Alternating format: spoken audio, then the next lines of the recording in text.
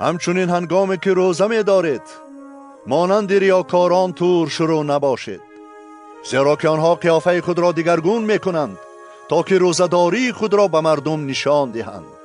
به راستی به شما می گویم که آنها مکافات خود را گرفتند.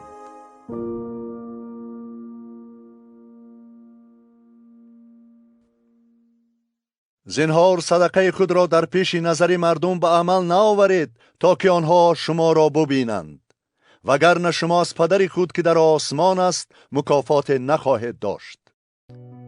و هنگامی که دعا میگویی مانند ریاکاران نباش که آنها دوست می‌دارند در کنش‌ها و گوشه های کوچه ها ایستاده دعا گویند تا که به مردم خود را نشان دهند.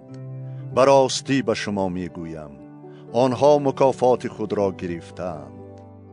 لیکن تو وقتی که میخواهی دعا گویی به حجره خود درآ و در را بسته به پدر خود که نهان است دعا گوی، و پدر تو که نهان بین است به تو آشکارا مکافات خواهد داد.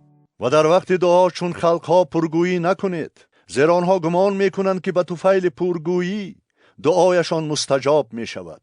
مانند آنها نباشید، زیرا پدر شما تمام احتیاجات شما را پیش از آن که طلب کنید می داند.